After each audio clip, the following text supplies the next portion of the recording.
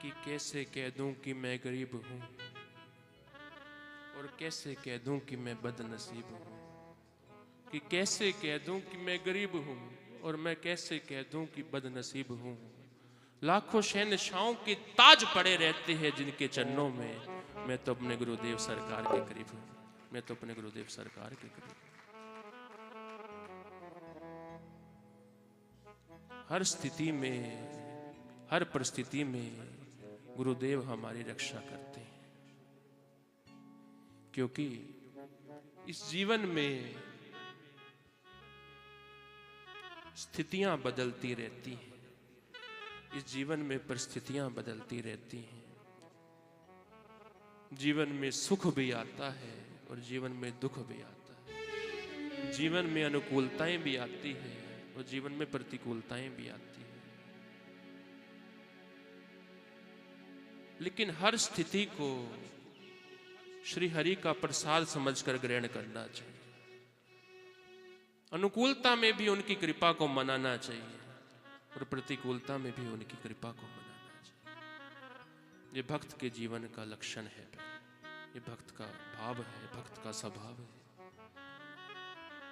तेरे फूलों से भी प्यार, तेरे कांटों से भी प्यार, तू जो भी देना चाहे दे दे सरकार, दे दे सरकार। ये भक्त का स्वभाव है, ये भक्त का भाव है। वो हर स्थिति में खुश रहता है, हर परिस्थिति में सुखी रहता है। दुख में कभी भी भक्त व्यथित नहीं होता है, कभी भी व्यथित नहीं होता, कभी भी व्यथित नहीं होता। क्यों? भक्त के पास और कुछ हो या ना हो, लेकिन भक्त के पास संतोष रूपी धन रहता है, संतोष रूपी। हर स्थिति में वो संतुष्ट रहता है, भक्त हर स्थिति में संतुष्ट रहता है।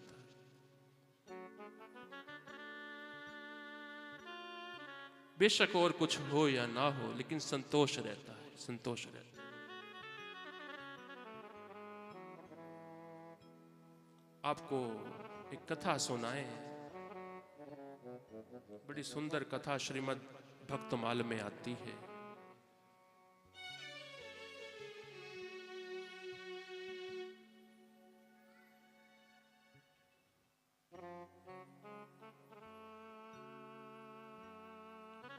श्री विठलनाथ प्रभु के परम भक्त हुए हैं महाराष्ट्र में, महाराष्ट्र के भक्त हैं श्री रांका बांका जी, रांका बांका। श्रीमद् भक्तमाल में बड़ी सुंदर चरित्र आता है। युगल दंपति,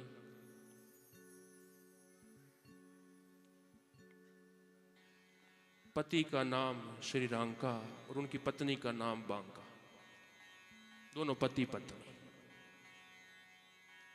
श्री विठलनाथ प्रभु के परम उपासक, परम भक्त श्री विठलनाथ प्रभु के चरणों में अटूट विश्वास रखते, विश्वास रखते, प्रेम रखते।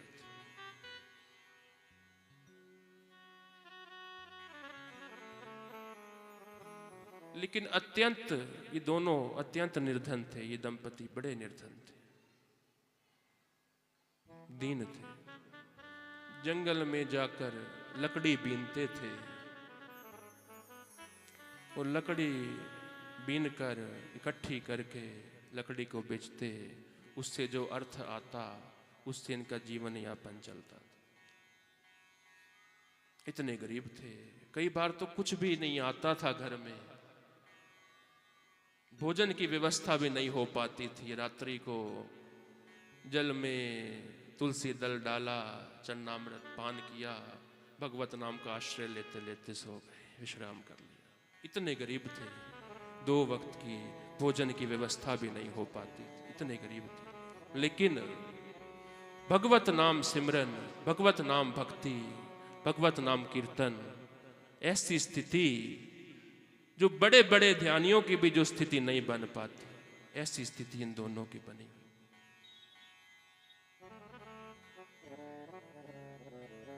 परम भक्त श्री विट्ठलनाथ प्रभु के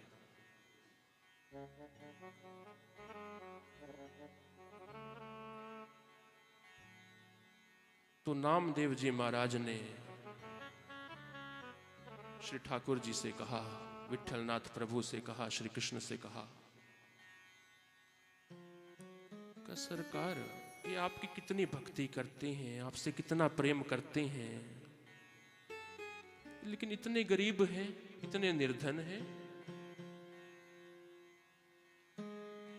जंगल में जाकर लकड़ियां बीनते हैं, लकड़ियां बेचकर जो थोड़ा बहुत अर्थ आता उससे भोजन बनता, और नहीं आता तो ऐसे जल ग्रहण करके गुजारा करते।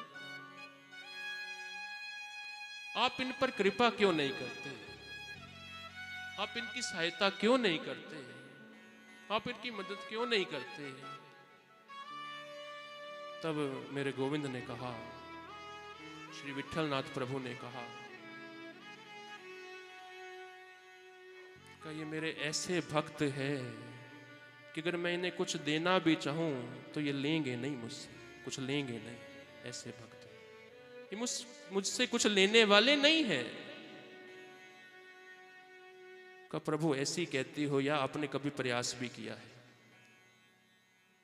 कभी आप गए इन्हें कुछ देने? आप कभी गए हो इन्हें देने, इनकी सहायता करने? का ऐसा तो नहीं है कि मैं गया हूं, और ऐसा भी नहीं है कि मैंने प्रयास किया है, लेकिन मुझे पता है, मुझे अपने भक्त के स्वभाव को मैं जानता हूं, ये मुझसे कुछ लेंगे नहीं, कुछ स्वीकार नहीं करेंगे, मुझे पता है ये कुछ लेने वाले नहीं हैं।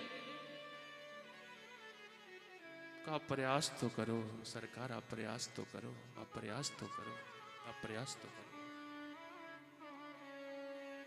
का वैसे तो कोई लाभ होने वाला नहीं है, लेकिन नामदेव जी महाराज अगर आप कहते हो, आप हट कर बैठे हो, तो कोई बात नहीं, प्रयास करके देख लेते।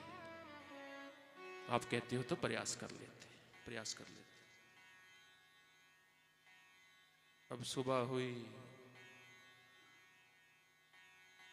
श्री विट्ठलनाथ प्रभु ने जिस मार्ग से वो सुबह के समय वो दोनों पति पत्नी अपना कार्य प्रारंभ करते थे, जंगल के मार्ग से जिस मार्ग से आते थे, उसी मार्ग में भगवान ने एक पोटली रख दी स्वर्ण के मोहरों, स्वर्ण के मोहर, स्वर्ण ही स्वर्ण था उसका, सोना, स्वर्ण के मोहरों की एक पोटली मार्ग में रख दी गोविंद ने, और खुद पीछे वृक्ष के पीछे छिप गए। कौन?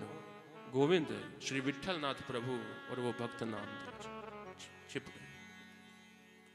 कैसी मार्ग से मेरे ये भक्त आएंगे, इसी मार्ग से आएंगे, देखते हैं। अब थोड़े समय हुआ, कुछ ही पल में वो श्री रांका बांका मार्ग से आ रहे थे, उसी मार्ग से। विट्ठल विट्ठल विट्ठल विट्ठल नाम का भजन उनके मुख में सदा चलता रहता, उनकी जीवा पर भगवान का नाम सदा चलता रहता। विट्ठल विट्ठल विट्ठल विट्ठल नाम आश्रय लेते लेते वो आए।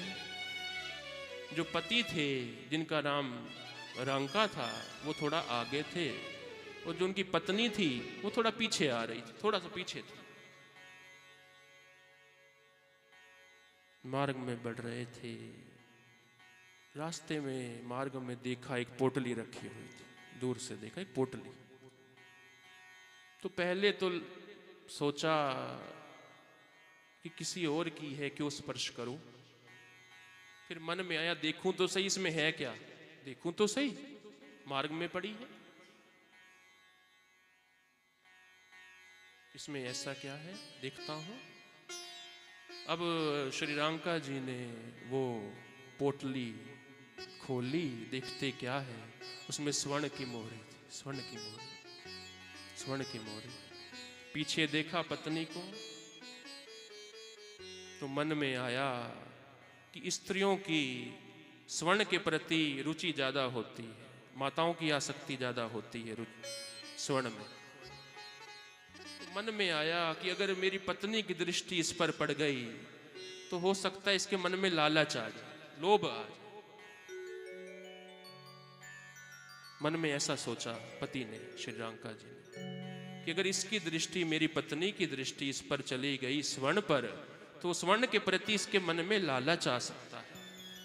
तो अब उस पोटली को झट से बंद कर दिया श्री रांका जी ने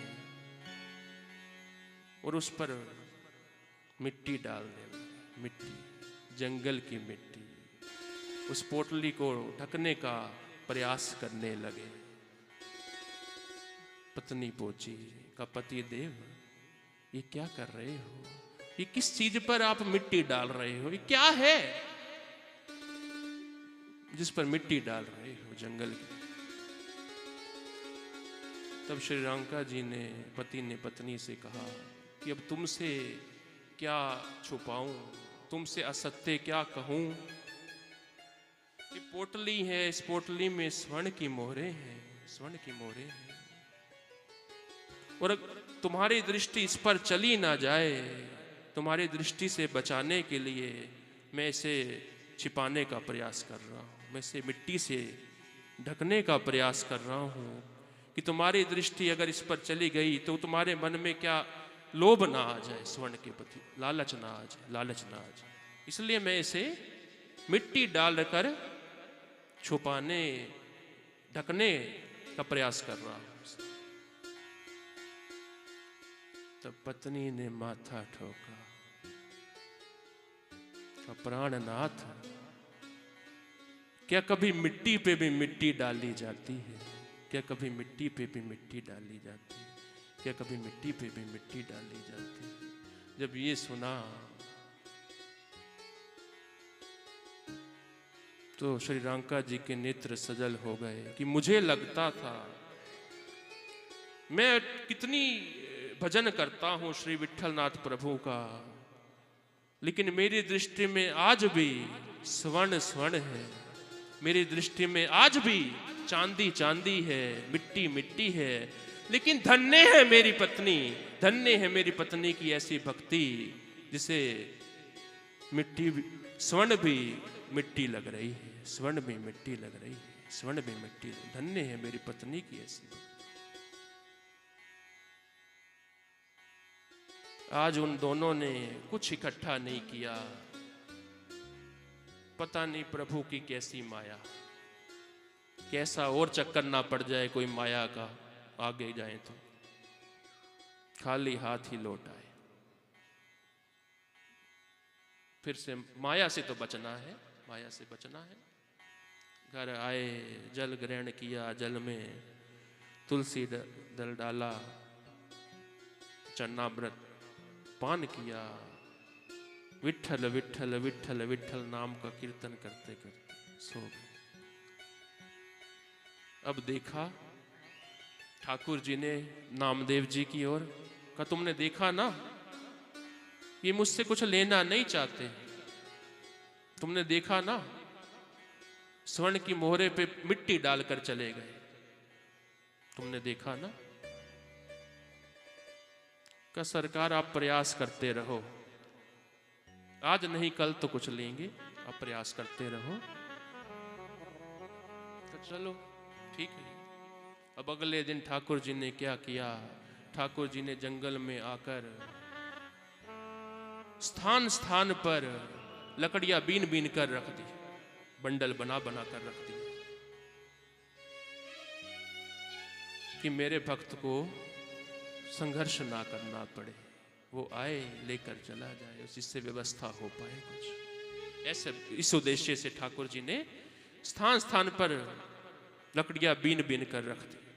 अब वो भक्त आए, श्री रांका बांका विट्ठल विट्ठल विट्ठल विट्ठल नाम का भजन करते करते आए। देखा मार्ग में लकड़ियां बीनी पड़ी थी। श्री रांका जी ने कहा कि शायद आज हमसे कोई पहले आया है जिसने ये मेहनत करी है, तो हम क्यों स्पर्श करें। मार्ग में आगे बढ़े, फिर से देखा लकड़ियां बीनी पड़ी थी, बंडल बने पड़े थे, छोड़ दिया। फिर आगे बढ़े, करते करते जंगल की अंतिम सीमा तक आ गए, काफी दूर तक आ गए, लेकिन स्थान स्थान पर वो बंडल दिखे, स्थान स्थान पर लकड़ियां बिनी हुई मिली। भक्त ने कहा, श्री रांका जी ने अपनी पत्नी से कहा कि आज हमसे कोई पहले आया है और उसको हमसे ज्यादा आवश्यकता होगी, हमसे ज्यादा आवश्यकता होगी, तो ही तो हमसे पहले आया है, इतना उसने संघर्ष किया है, तो उसको ले जाने दो, जो ले जाता है ले जाने दो, हमारी कोई इतनी आवश्यकता नहीं, हमारा तो बढ़िया चल रहा है, उसको शायद हमसे ज्यादा आवश्यकता होगी। आज भी वो पति पत्नी खाली हाथ लौट आए, घर में आए, विठल विठल नाम का कीर्तन करते करते जल ग्रहण करके मैं विश्राम किया।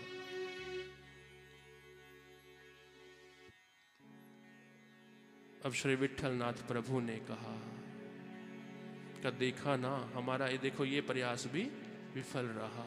नामदेव जी महाराज से कहा कि हमारा ये प्रयास भी विफल रहा, देखा ना तुमने, मेरे ये ऐसे भक्त हैं, ये मुझसे कुछ लेना ही नहीं चाहते, ये मुझसे कुछ ग्रहण ही नहीं करना चाहते, स्वीकार ही नहीं करना चाहते। तब नामदेव जी महाराज ने कहा कि आखिर क्यों नहीं ये आपसे स्वीकार करना चाहते, क्यों ये आपसे स्वीकार नहीं करना चाहते, क्या बात है? तब मेरे गोविंद ने कहा, बात बस इतनी है, बात बस इतनी है कि संसारी केवल मुझसे चाहता है, संसारी केवल मुझसे चाहता है, और मेरा भक्त केवल मुझको ही चाहता है, मेरा भक्त केवल मुझको ही चाहता है, मेरा भक्त केवल मुझको ही चाहता है। मेरा मांगना तो देखो, मैं तुमसे क्या मांगता हूँ, मैं तुम्ही को तुम्ही से यहाँ मांगता हूँ प्यारे, मैं तुम्ही को तुम्ही से यहाँ मांगता हूँ। संसारी केवल मुझसे मांगता है और मेरा भक्त केवल मुझको ही मांगता है, मुझको ही मांगता है, मुझको ही मांगता है।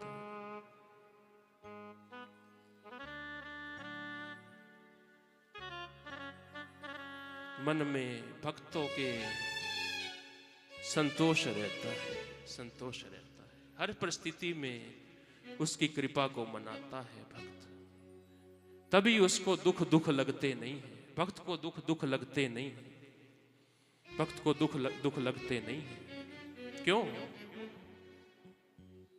जो हर पल उसका जिक्र करता है, जो हर पल उसका जिक्र करता है, फिर उसकी वो ही फिक्र करता है, फिर उसकी वो ही फिक्र करता है, फिर उसकी वो ही फिक्र